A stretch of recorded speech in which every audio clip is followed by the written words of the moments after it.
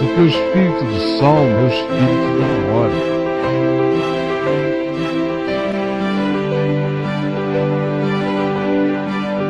O salmo sempre apresenta a verdade com sinceridade total.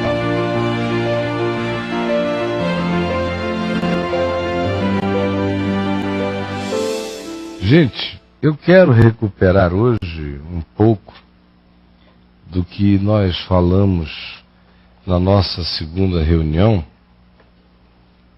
quando mencionamos o Salmo 34. Não sei se vocês se recordam. Eu falei, inclusive, da importância dele como uma memória infantil da minha alma, ligada à minha avó.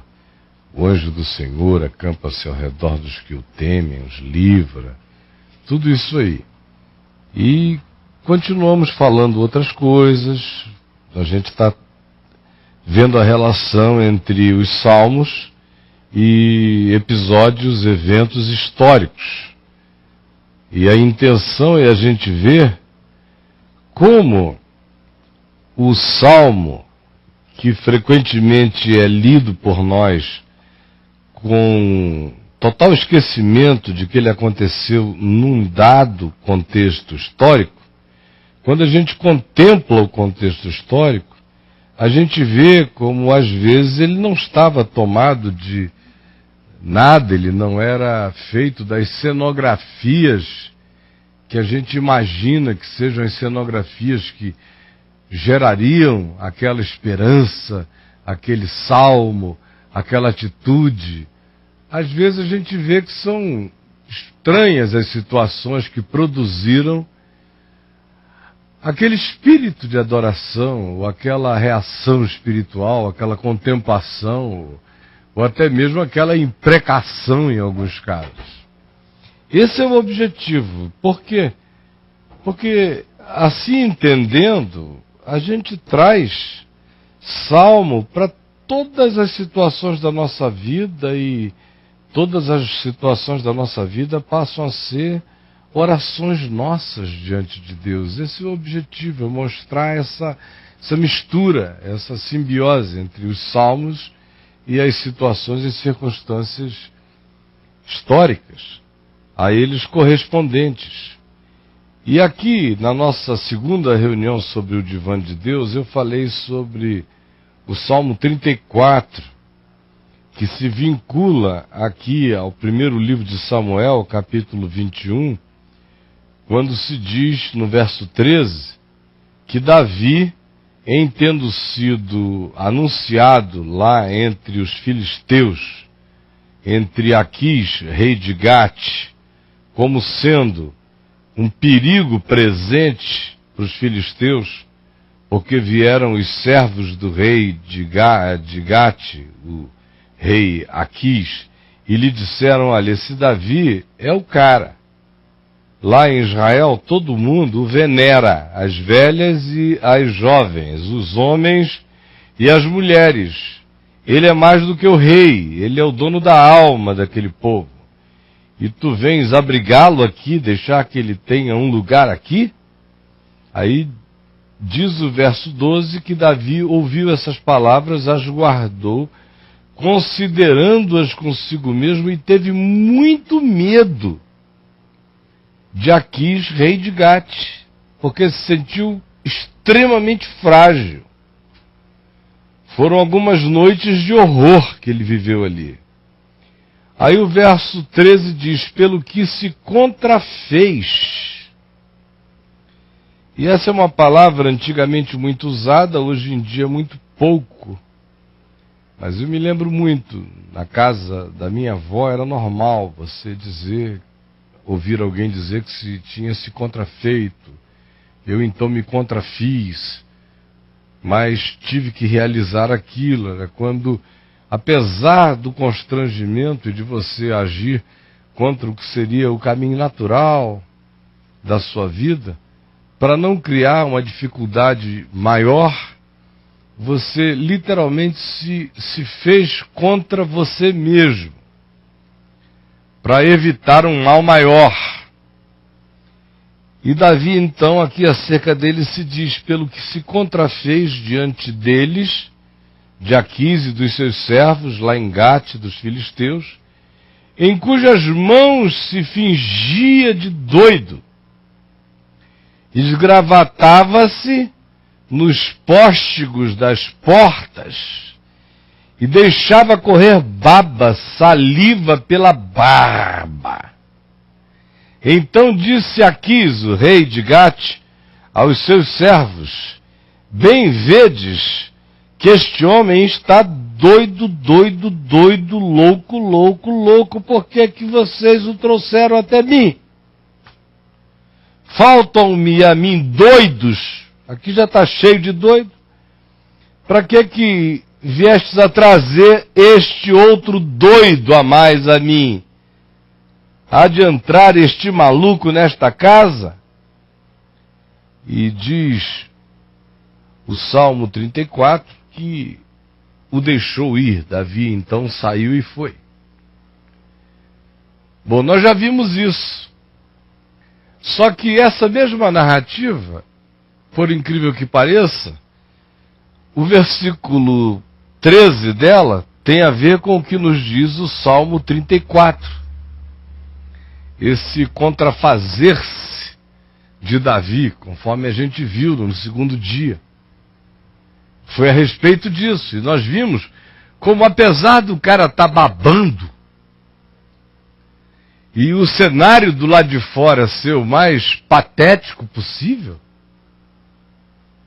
o indivíduo se esgravateando, dando mata-leão em si mesmo, se agarrando com colunas, babando para todo lado, uma situação horrorosa, para um cara que o contexto o descreve como sendo o charme em pessoa, não é? Porque o contexto é de uma exaltação charmosa extraordinária. Os servos de Aquis, o rei filisteu de Gate, disseram: que loucura é essa, cara? Você trouxe o homem que é o arquétipo do imaginário de homens e mulheres, mulheres virgens e mulheres casadas, de velhos e de jovens em Israel. Ele habita os sonhos nacionais. E você traz esse cara para cá, então vocês vejam o nível de construção imaginária que Davi, se quisesse, desenvolveria a respeito dele mesmo. O nível de surto narcisista. Um sujeito descrito como sendo o desejo de todos os homens de semelhante a ele se tornarem. E o desejo de todas as mulheres de um cara como ele provarem, já que não poderiam provar a ele próprio, porque tinha se tornado o projeto e o arquétipo desses desejos do coração daquele grupo humano, masculino e feminino. Ora, com essa reunião de evidências que produziam músicas, danças, festivais de alegria espontânea em homenagem a esse cara, que é o que aqui se diz, se canta a respeito dele de norte a sul, de jovens a velhos, de mulheres a homens, de virgens a casadas. Ele é a alegria e a emoção dessa população. É uma unanimidade estranha nesse nível e, portanto, a exaltação, o charme que se glorifica a respeito dele é enorme. Agora, justamente nesse ambiente, desse contexto, dessa exaltação, quando o inimigo diz acerca dele o que em outras circunstâncias o fortaleceria, por exemplo, se ele estivesse ouvindo isso escondido em algum lugar, vendo os servos do rei de Gate, de Aquis, dos filisteus, dizendo: olha, esse Davi, poxa, e contasse isso tudo para Aquis, e Davi escondido assim num canto, numa fenda, na região montanhosa ali, próxima dos filisteus, na Filístia, ele ia sair todo fortalecido, dizendo, poxa, até o inimigo reconhece isso, mas não, ele foi buscar refúgio do inimigo. Porque entre os patrícios, o perigo era maior, por causa de Saul.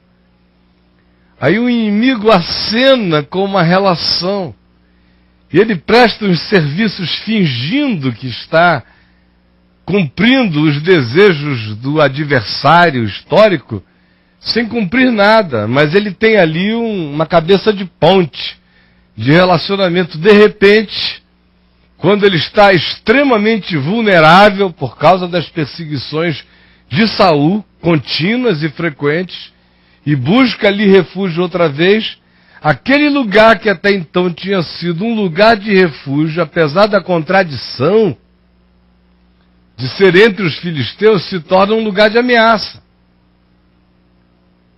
E aí, como se torna esse lugar de ameaça, a gente viu que ele vira um lugar de ameaça justamente sob a construção da exaltação do indivíduo.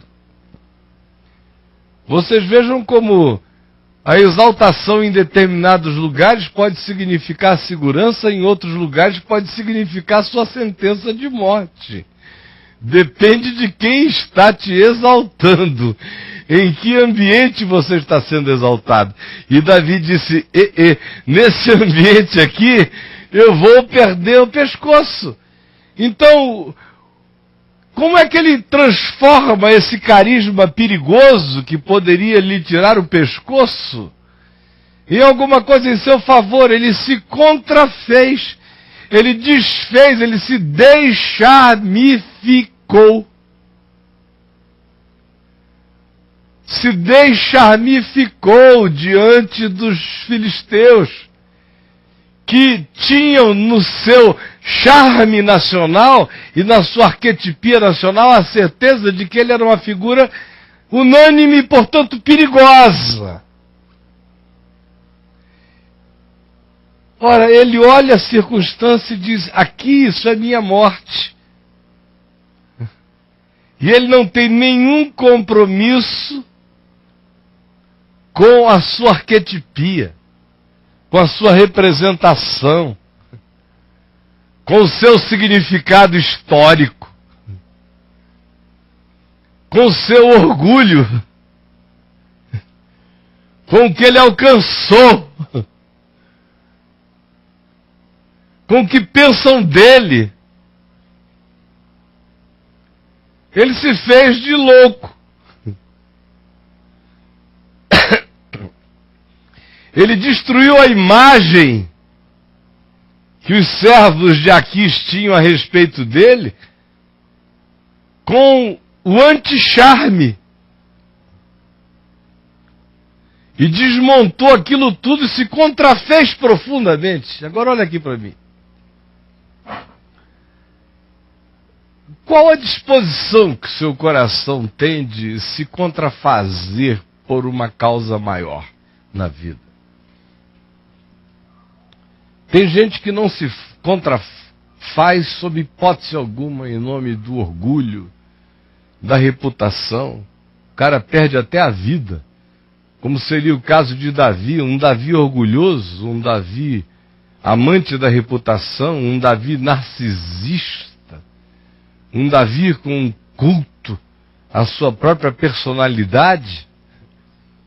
Talvez tivesse imaginado uma outra lógica de supremacia naquelas circunstâncias, que seria de se apresentar e dizer, senhor rei de Gate, Aquis, o que eu quero lhe dizer é que, embora o que eles tenham dito seja verdade, e embora eu não tome o poder em Israel por uma questão de consciência, como agora, esses dias mesmo, eu tive a chance, a última vez, mas eu não fiz porque eu guardo princípios de uma outra natureza, eu não traio os do meu povo e não traio os que me odeiam entre o meu povo, tanto quanto eu não traio nenhum daqueles que me acolhem.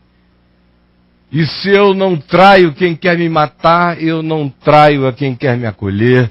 Não seria uma palavra política, diplomática, aproveitando a exaltação e o charme sobre ele posto, transferindo ainda isso numa virtude de uma glória maior? Se eu poupo Saul, que me persegue, como não serei eu amigo daquele que me acolhe no pior dia da minha vida, como tu, ó Aques, de Gate? Ah, meu Deus, se ele fosse de qualquer partido político, ele teria feito isso se fosse um político de qualquer lugar. Saía por cima. Agora me comprometo, todavia, com a mãozinha trêmula assim, discursando, que assim que aquela coroa esteja na minha cabeça, tu, ó Aques, rei de Gate, serás por mim honrado, e todo e qualquer poder que a mim me seja dado, a ti será imediatamente transferido. E talvez Davi enfiasse um chofar num lugar indesejado, em assim fazendo, para o resto da vida. Mas ele preferiu se contrafazer por um tempo e ficar livre para sempre. Aí, o que é que ele construiu? A desameaça absoluta. Porque doidos, seres incapazes da funcionalidade e da lógica, podem ser amados como forem, mas não passam de malucos beleza. Então, meu Deus, está ali aquele sujeito babando nas barbas, se agarrando com os postes, com as colunas da casa, falando loucuras. E o rei de Gate disse: olha, Israel está tendo um sonho de delírio, seu herói do imaginário é um doido, desprezível, tirem-no daqui. Aí nasce aquele Salmo 34. E olha como o Salmo 34, lembram lá de trás da nossa segunda reunião sobre o divã de Deus, como ele é tão cheio de poesia, e eu disse, como é que essa poesia pode nascer de uma coisa tão contrafeita? Se eu louvo ao Senhor, eu exalto o Senhor. O anjo do Senhor acampa-se ao redor dos que o temem e os livra. Ele vê o anjo de Deus o livrando enquanto ele baba e se esgravateia. Ele vai passando por aquilo tudo e diz, meu Deus, é livramento.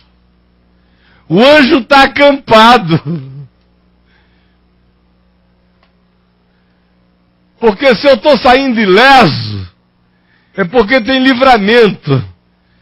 Se é uma redenção patética, não faz mal. O anjo do Senhor está acampado ao meu redor, que o temo e me livra. Ó, provai e vede que o Senhor é bom. Nós iríamos dizer, Senhor, onde estavas tu, quando me deixaste babando, fingindo-me de doido, eu, ungido do Senhor. Tudo isso, como a gente sabe. Mas olha como a poesia do Salmo 34 não tem uma correspondência poética com a descrição cenográfica que inspirou aquele salmo tão lindo e maravilhoso. Foi um cenário assim tão grotesco, tão deixarmificado. Das deixarmificações da sua vida, você consegue produzir Salmos 34? E dizer que o anjo do Senhor está acampado ao seu redor, ou tem que ter alguma entrada estilo Neymar na área, para uma jogada assim estilosa, merecer provai e vede que o Senhor é bom. É só coisas que tenham essa construção de anjos barrocos, de anjos de olhos azuis, de anjos globais. São aquelas que você celebra, você não consegue ver o livramento de Deus quando você foge como fraco, escapa como impotente, se faz de idiota para não discutir? Você escreve um salmo de gratidão depois dessa hora? O livramento para você só serve se for grandioso. É o Cid morto no cavalo, não adianta de nada para você. Tem que ter grandiosidade. Porque uma das coisas desgraçadas da nossa existência é que os nossos salmos se tornaram todos salmos de narcisismo. Salmos de charme.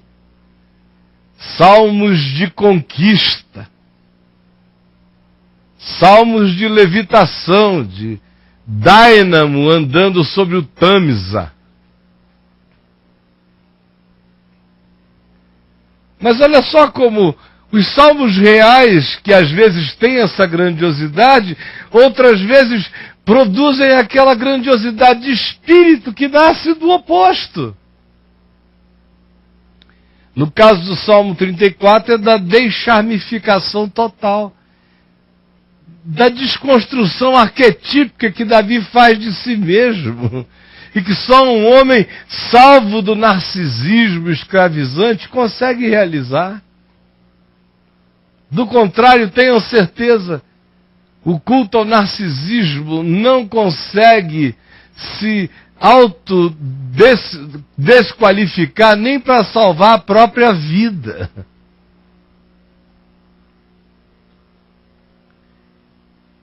Mas isso é apenas a introdução do que eu quero dizer. O que eu quero falar mesmo é sobre o Salmo 56, que é um outro verso desse contextinho aqui.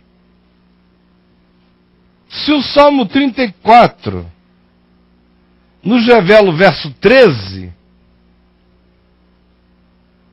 o Salmo 56 decorre do verso anterior, o verso 12, que é aquele guardar de palavras de Davi, guardando palavras dos servos de Aquis no coração, quando eles exaltaram a Davi, e Davi entendeu que aquela exaltação poderia lhe custar a vida.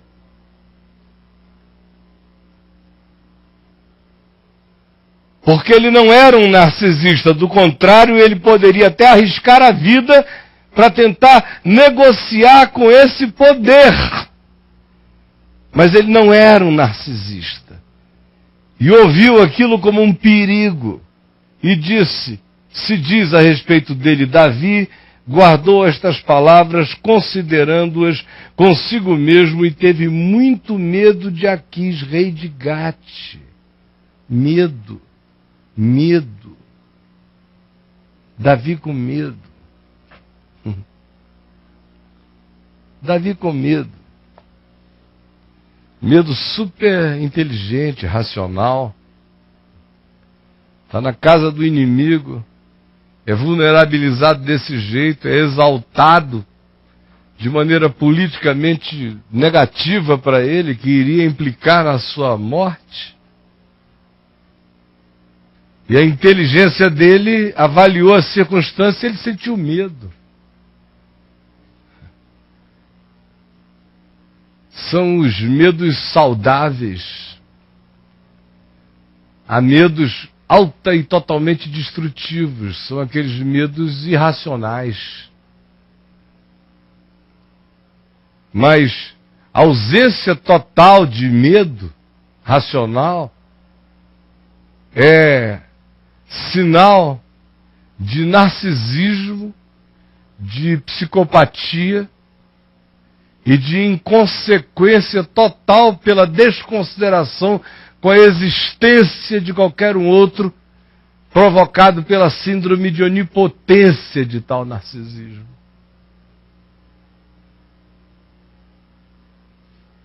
Essas pessoas que não carregam medos racionais são perigosíssimas. Assim como pessoas que se alimentam de todos os medos, de medos irracionais, são pessoas desgraçadas e infelicíssimas. Porque o medo irracional, ele se instala de maneira crônica conosco, em nós, porque em sendo irracional, ele não precisa de justificativa para nos possuir. Então ele é cotidiano, ele é presente, ele é constante, ele é perene, ele é desgraçado, ele mata o amor, e aonde o verdadeiro amor esteja, esse tal medo não pode ter lugar e se instalar, porque ele significa uma ausência total de confiança em qualquer cuidado divino sobre a nossa vida. Esse medo irracional, difuso, amplo, absolutamente hipocondríaco e apavorado. Mas o medo racional, ele não pode nem ser chamado de medo, ele deveria ser chamado de avaliação de causa, de consequencial, de causa e efeito. Só isso. É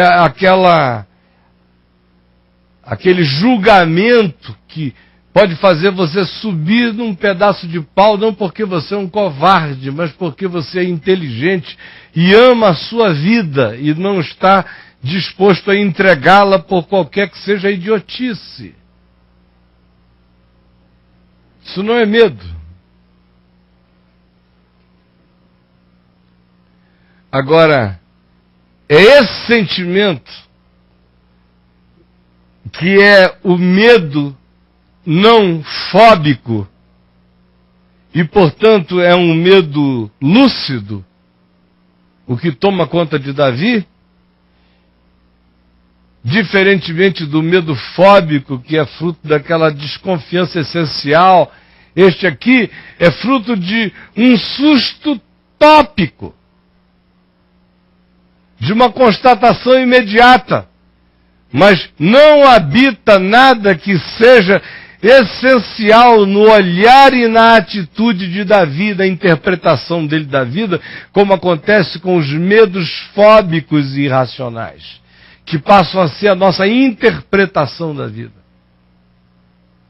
Tais medos não produzem salmos de natureza nenhuma.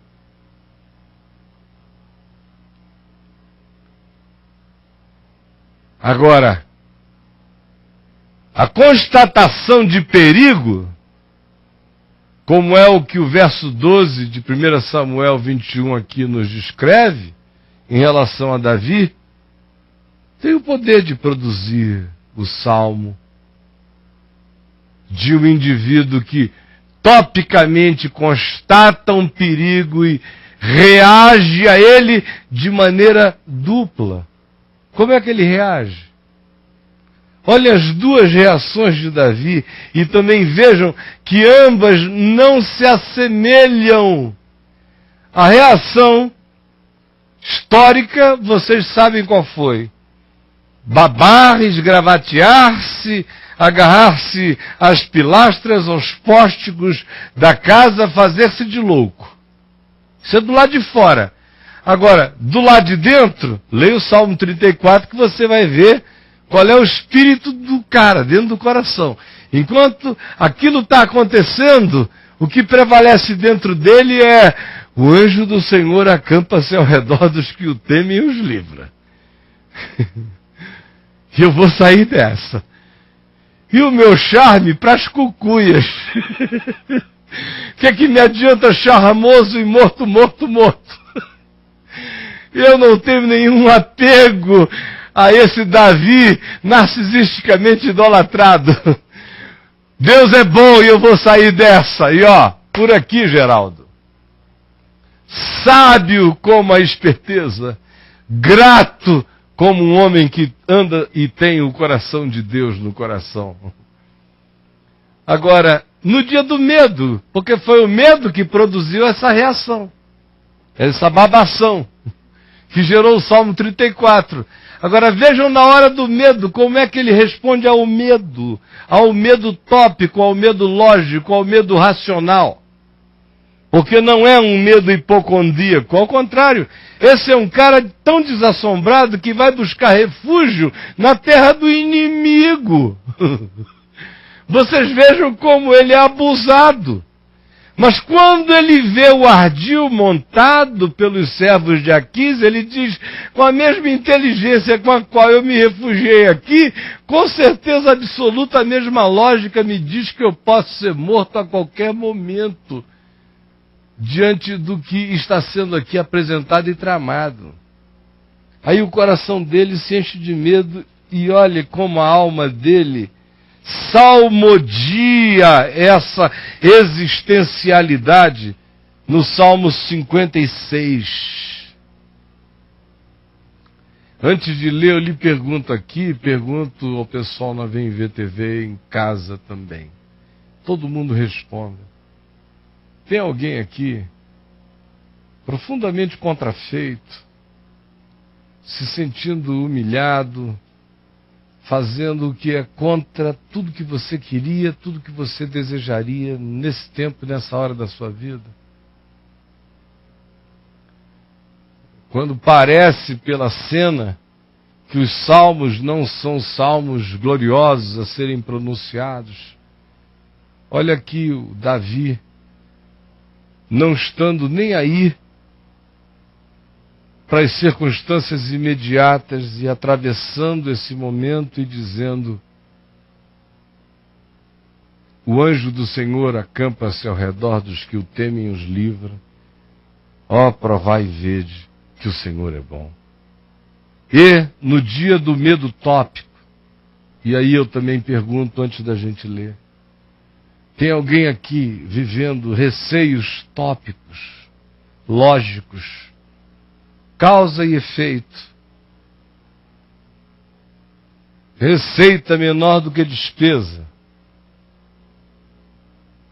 Como diz o Brólio, é uma questão de sabedoria de Excel.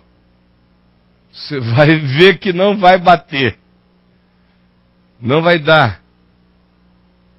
Outras coisas mais que acontecem, que são temores tópicos. Com essas configurações, o resultado, inapelavelmente, deve ser este. E um temor tópico. Lógico. Mas nem porque é lógico, a ele a gente deve se entregar. Nem porque, sendo lógico ou racional, a ele nós devemos nos entregar. E o que Davi faz quando se diz o seguinte, olhe na introdução do Salmo 56. Ao mestre de canto, segundo a melodia, a pomba nos terebintos distantes, que é um estilo melódico. Hino de Davi, quando os filisteus o prenderam em Gate. É aquela circunstância onde ele não está preso, ele se sente assim, contido, e sai como louco da história, que é a melhor saída. Davi lúcido e sóbrio iria ser encarcerado. Davi louco é libertado. E olhe como ele salmodia essa desconstrução, esse contrafazer-se. E como ele reage à lógica desse medo, desse temor factualmente constatável. E diz: tem misericórdia de mim, ó Deus, porque o homem procura ferir-me e me oprime pelejando todo dia. Não esqueçam, Saul faz isso o tempo todo. Aonde ele vai, esse é o ambiente. E agora aqui nesse lugar de refúgio, esses são os olhares.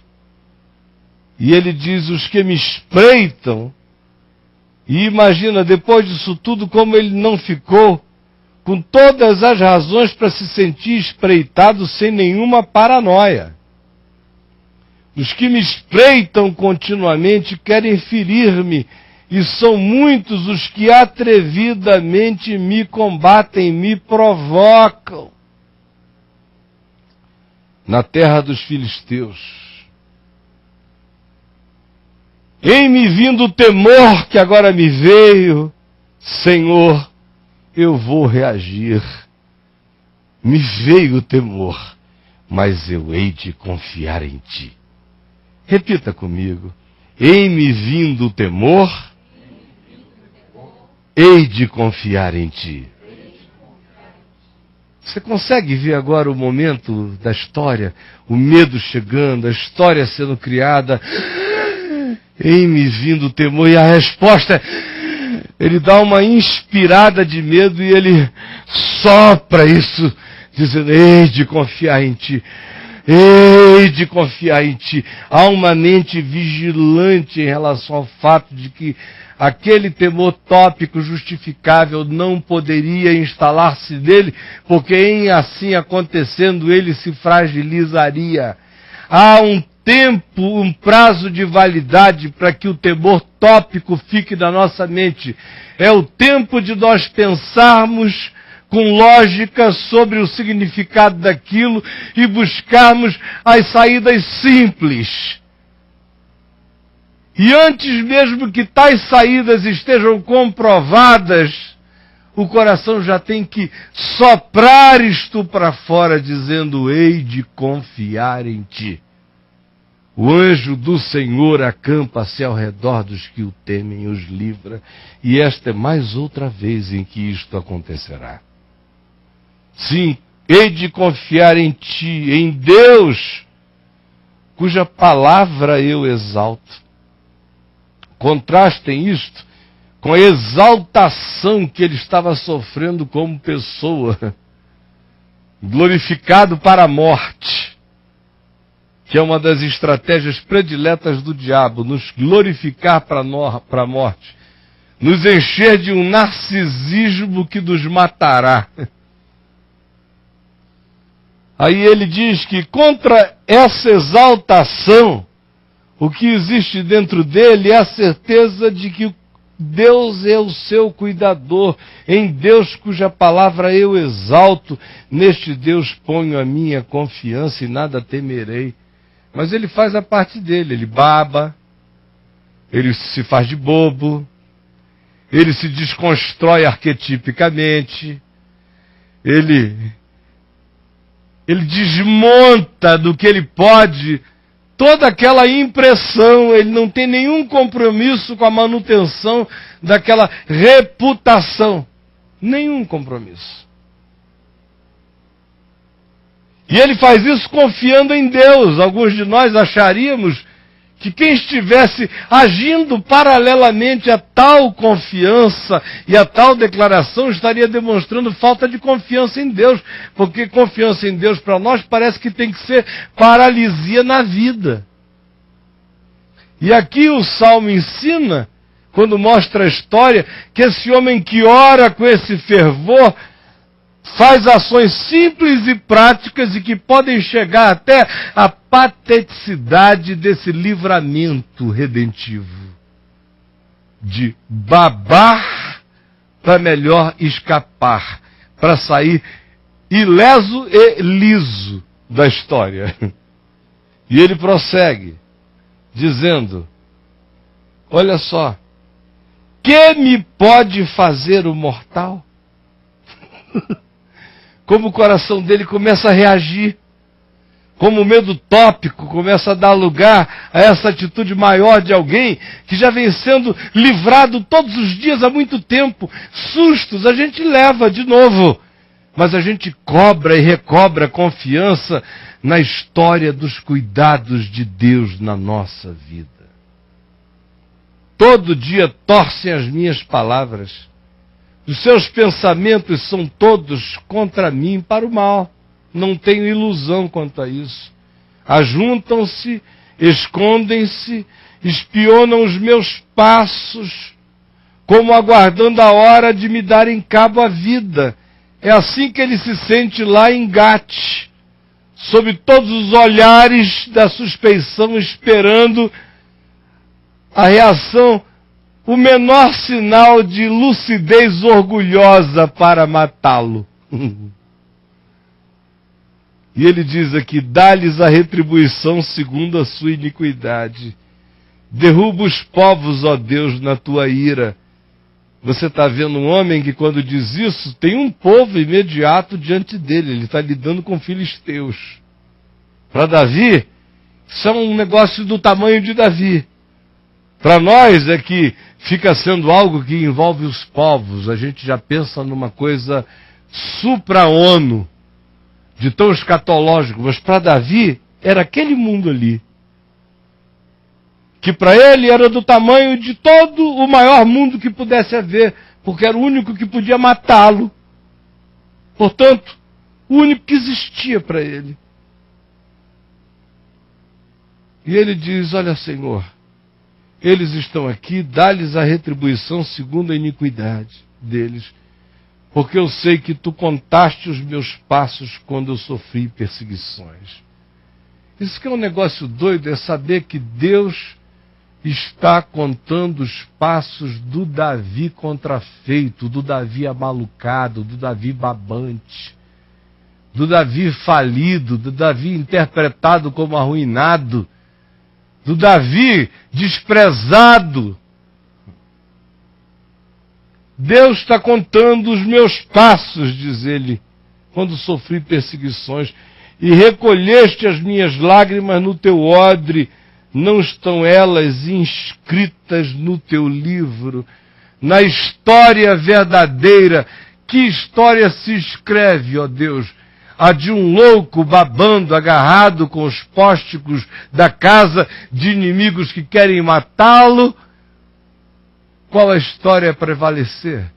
E é óbvio que a história cantada nos céus não é a do Davi babante, mas é a do Salmo 56, é a do homem confiante. Contaste os meus passos quando sofri perseguições, recolheste as minhas lágrimas no teu odre, não estão elas inscritas no teu livro? No dia em que eu te invocar, baterão em retirada os meus inimigos.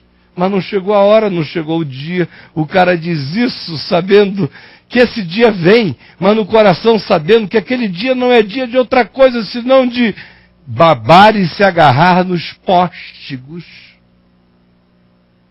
Mas haverá o dia do livramento total, porque eu bem sei que Deus é por mim. Em Deus, cuja palavra eu louvo, no Senhor, cuja palavra eu louvo, neste Deus ponho a minha confiança e nada temerei. Que me pode fazer o homem? Os votos que eu fiz, eu os manterei. Ó Deus, render-te-ei graças. Aqui, babando nesse canto, mas aqui não é o lugar perene da minha vida. É uma passagem, é um momento. E eu já te dou graças, pois da morte me livraste a alma, sim, livraste da queda dos meus pés, para que eu ande na presença de Deus, na luz da vida. Essa é a oração do babante, que começou com medo tópico, que babou como sabedoria, e que em momento algum deixou o coração sucumbir à esperança e perder a esperança essencial. Não se importou com as cenografias do momento e manteve a glória da confiança acesa no coração. Por que eu fiz questão de pegar esses dois salmos, o 34 que eu já tinha falado no nosso segundo encontro e o 56 agora, juntá-los, aparentemente dizer um monte de coisas totalmente desnecessárias? Por quê? Foi para chegar nesse ponto aqui, único. Quando a gente compara esses salmos, que de outra feita a gente os lê soltos, eles parecem ser as produções de um Shakespeare diante de um cenário de renascimento da humanidade. Mas quando a gente os lê a partir dos contextos imediatos deles, eles trazem, pelo menos para o meu espírito, eu gostaria de compartilhar isso com um de vocês, nesse divã de Deus. Eles me trazem uma desabsurdificação total dos absurdos da minha vida. É isso que eles me trazem. Porque aqui está Davi absurdificado. perseguido, entre filisteus. Um cara que não é um idiota se fazendo de palhaço, que não é doido, andando babando, sendo tratado como um falido mental, um desgraçado, e ele aceita essa absurdificação, enquanto desabsurdifica a si mesmo, não como satisfação a terceiros, mas como autopercepção do seu significado espiritual diante de Deus. É um cara que diz, ó Deus, para fora só tem um homem babando na barba, se agarrando nos póstigos, sendo interpretado como um fraco que um dia foi uma ameaça, foi um arquétipo de delícias, desejos e glórias, e agora é um nada. Para fora é isto.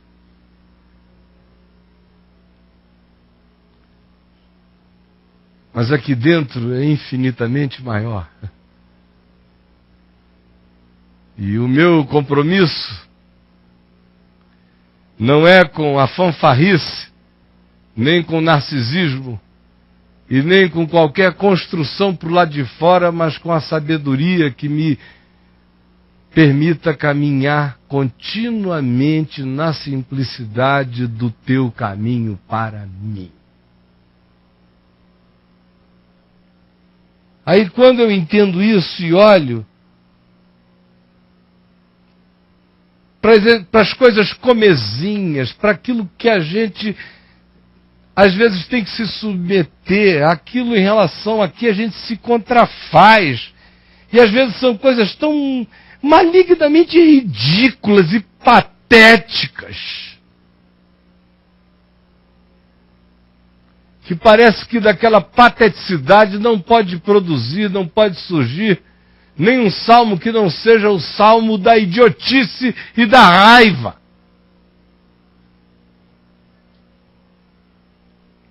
Porque salmo glorioso tem que ser em momento de coroação. Mas olha só como a idiotice histórica, quando encontra o coração de um homem e de uma mulher, segundo o coração de Deus, cheios do Espírito Santo e de gratidão, e que creem que todas as coisas cooperam conjuntamente para o bem daqueles que amam a Deus, a coisa mais patética e idiota e entendida nessa perspectiva gera um Salmo 34. Que um dia de medo racional, que dias de medo tópico e racional, que fazem a gente tomar decisões de contrafazer-nos para sairmos de determinados holofotes, visibilidades, percepções e aceitarmos as interpretações do que quer que digam, do que quer que seja, porque mais importante do que tudo isto é a manutenção da vida e do seu significado e do que eu sei que Deus tem em mim e comigo a fazer. Essa certeza é tão grande que, embora o olhar externo veja apenas um cenário patético, quem anda com Deus sabe que as coisas mais comezinhas, ou doídas, ou pequenas, ou humilhantes, ou impotencializadoras da existência da gente, frequentemente são aquelas que produzem os salmos das nossas maiores conquistas de percepção, como: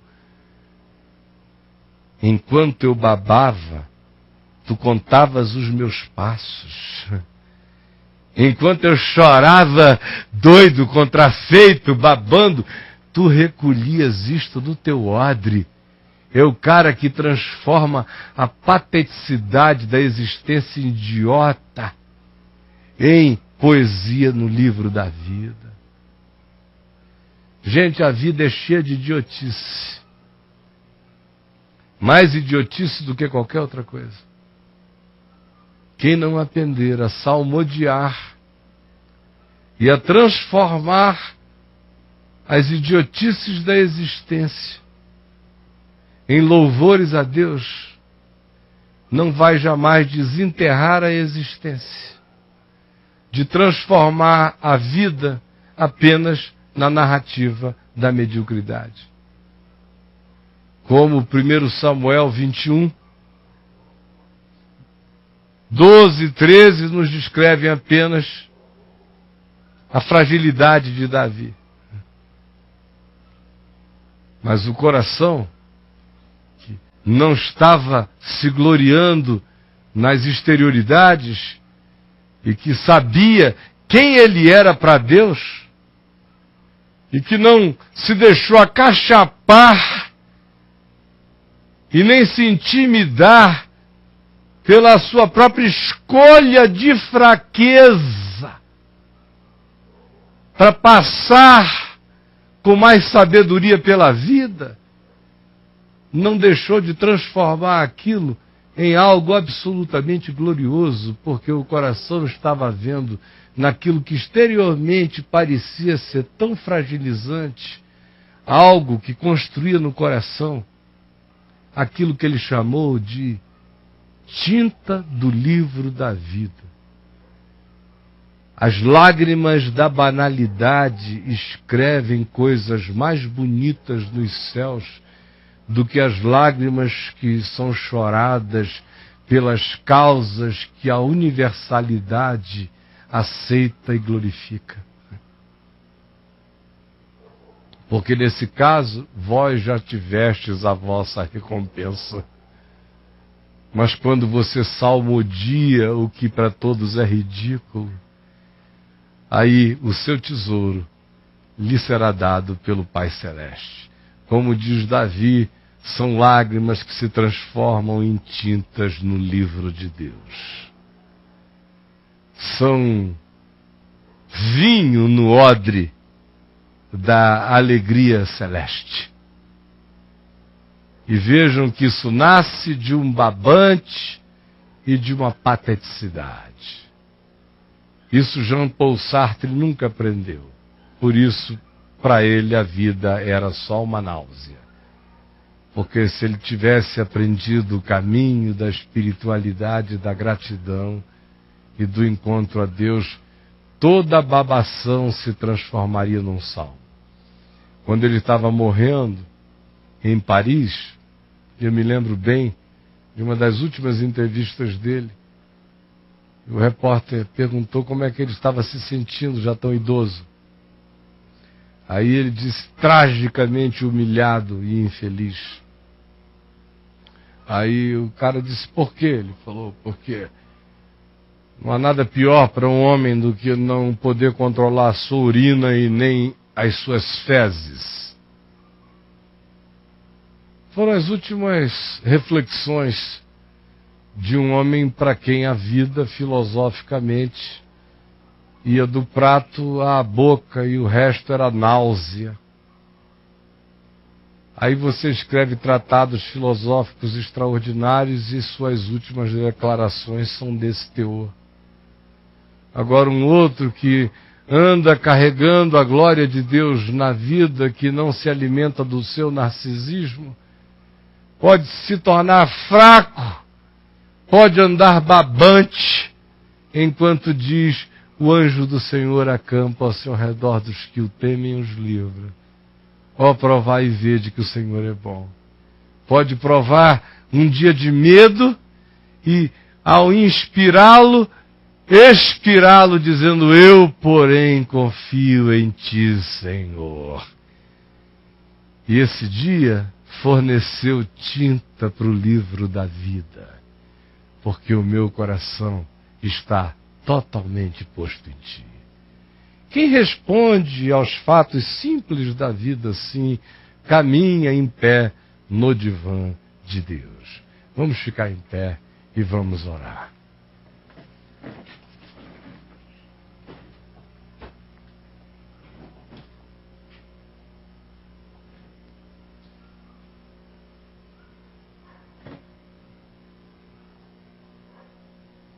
Senhor, eu quero te bem dizer, pela simplicidade da tua palavra e como ela nos ajuda a ver que as coisas mais extraordinárias do Espírito podem nascer daquilo que nos contrafaz terrivelmente e até que nos reduz e que nos apequena e que nos coloca sobre escombros de nós mesmos. Mas se o coração não se apequenar, não guardar o temor e fazer dele uma fobia crônica, ou não se aferrar aos orgulhos que nos matam, mas se quebrantadamente a nossa alma encontrar o teu livramento, mesmo enquanto babando escapamos, chorando saímos, então nosso ser se desmediocrizará.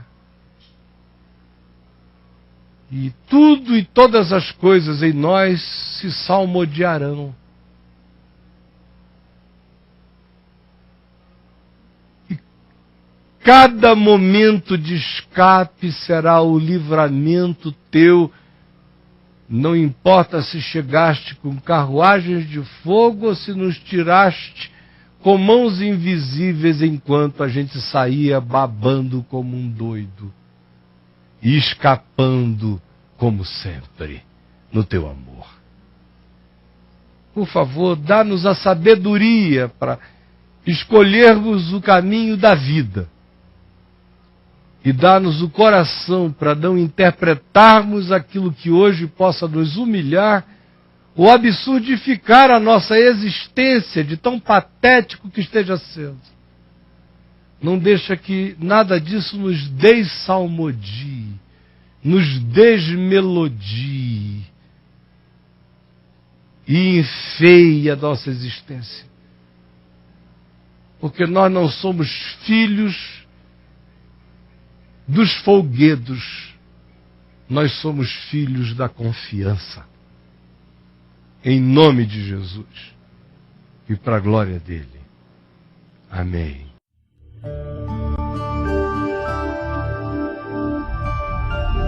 Vem e vê TV. O canal é você.